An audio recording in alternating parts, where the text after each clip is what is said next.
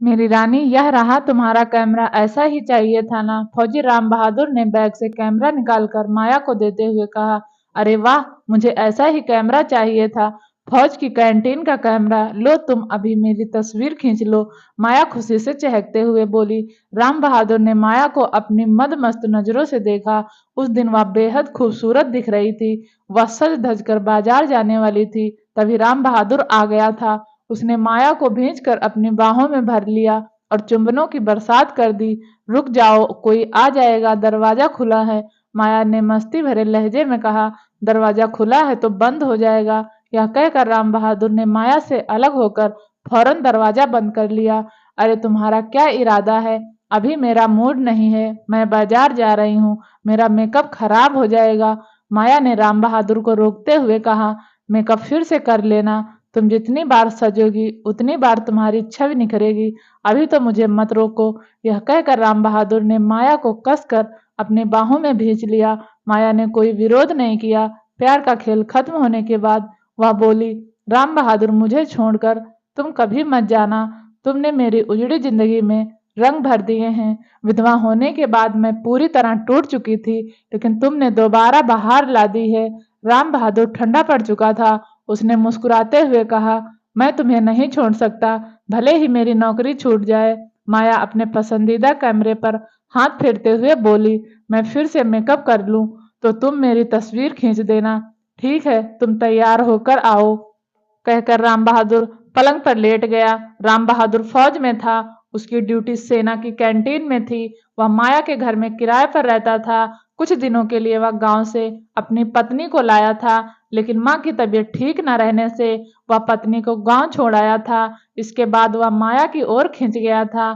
माया केवल फौजियों को ही मकान किराए पर देती थी। उसका कहना था कि फौजी कैंटीन से सस्ता सामान ला कर देते हैं और ज्यादा दिनों तक घर पर कब्जा भी नहीं जमाए रहते हैं, क्योंकि उनका जल्दी ही तबादला हो जाता है। जाते समय वे काफी सामान आधे दाम पर बेचकर चले जाते हैं। राम बहादुर ने कैंटीन का सामान देकर माया से नजदीकी बढ़ाई। मुफ्त में सामान पाकर माया उसकी तरफ खिंचती चली गई। माया 30 साल की थी। 5 साल पहले अपने पति की एक सड़क हादसे में हुई मौत के बाद वह टूट चुकी थी। अपनी और 7 साल के बेटे मुनमुन की चिंता उसे खाए जा रही थी। माया का पति एक कंपनी में मैनेजर था।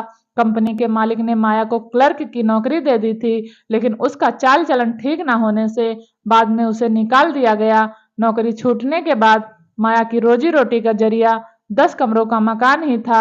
2 कमरे में वह खुद रहती थी और 8 कमरे किराए पर दिए हुए थे। राम बहादुर के आने के बाद माया की सारी समस्याएं दूर हो गई थी। वह उसे हर तरह का सुख दे रहा था। माया अक्सर उससे कैंटीन के किसी न किसी सामान की फरमाइश करती रहती थी। बात तब की है जब राम बहादुर माया के लिए कैमरा नहीं लाया था। एक दिन माया ने पूछा था, राम बहादुर, तुम्हारी कैंटीन में अटैची कंबल कैमरा भी तो मिलता होगा ना? सब कुछ मिलता है, बोलो क्या चाहिए तुम्हें? राम बहादुर ने कहा था, फिलहाल तो कैमरा चाहिए। यह कहकर माया ने पूछा था, ला दोगे ना? हाँ, आज ही ला दूंगा कैमरा। ड्यूटी पर जा रहा हूँ, लौटूंगा तो कैमरा साथ होगा। यह कहकर राम बहादुर ड्यूटी पर चला गया था। फौजी राम बहादुर से कैमरा पाकर माया बेहद खुश थी। इसके बाद तो उसने राम बहादुर से कंबल, अटैची और शराब भी मंगवाई थी। राम बहादुर कुछ सामान खरीद कर लाता तो कुछ चुराकर। उसकी चोरी इसलिए नहीं पकड़ी जा रही थी क्योंकि उसने अपनी मीठी जबान से अफसरों का दिल जीत रखा था। उसी कैंटीन में राम बहादुर का दोस्त श्रवण भी काम करता था। उसे शक हो गया था कि राम बहादुर माया की दीवानगी में सैनिक का फर्ज भूलकर चोरी कर रहा है। उसने राम बहादुर को खूब समझाया कि वह माया का साथ छोड़ दे और ईमानदारी से ड्यूटी करते हुए अपने घर परिवार की ओर ध्यान दे। राम बहादुर उसकी बातें सुनकर हाँ हाँ करता और फिर शराब का नशा करते ही सब कुछ भूल जाता। एक दिन श्रवण ने राम बहादुर को कैंटीन से सामान चुराते हुए पकड़ लिया। देखो श्रवण, तुम मेरे काम में दखल ना दो, वरना यह गुस्ताखी तुम्हें बहुत महंगी पड़ेगी। राम बहादुर ने धमकाते हुए कहा। नहीं राम बहादुर, नहीं, मैं एक सच्चा फौजी हूँ। अपनी मौजूदगी में मैं तुम्हें गलत काम नहीं करने दूंगा। कैंटीन का सामान केवल फौजी भाइयों और उनके परिवार के लिए है, यहाँ का सामान चोरी करने के लिए नहीं है। यह कहकर श्रवण ने राम बहादुर के हाथ से सामान से भरा बैग छीन लिया। तूने यह क्या किया? रुक, मैं अभी तेरी शिकायत अफसर से करता हूँ। राम बहादुर गरजा, तू क्या शिकायत करेगा मेरी? मैंने तुझे गलत काम करते हुए पकड़ा है, तेरी शिकायत तो मैं करूंगा। श्रवण ने फटकार लगाई।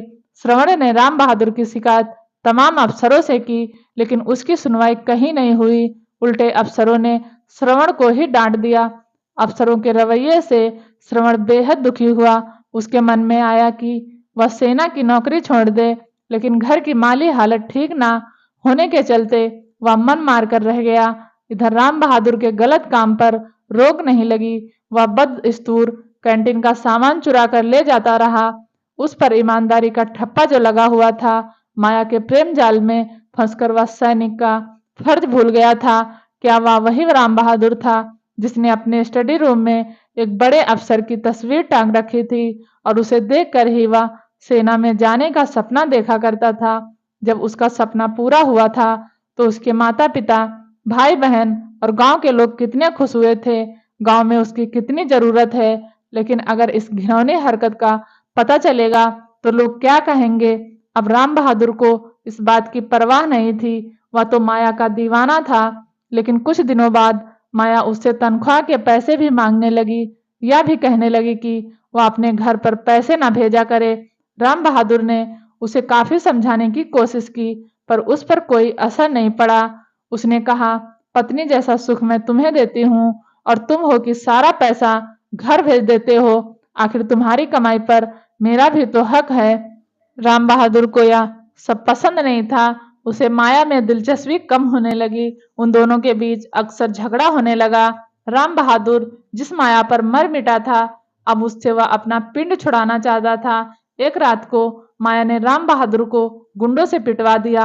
राम बहादुर को गहरी चोट लगी थी, लेकिन बदनामी के डर से उसने किसी को कुछ नहीं बताया।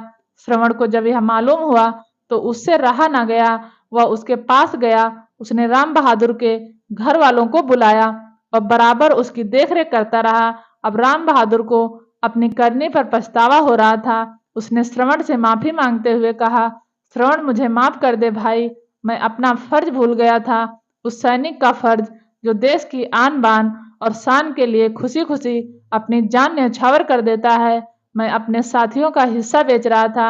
मेरी अक्ल मारी गई थी। जिस माया के लिए मैं चोरी करता था, उसी ने मेरे साथ मारपीट कराई। लेकिन भाई, यह बात किसी से मत कहना। अब मैं कोई गलत काम नहीं करूंगा।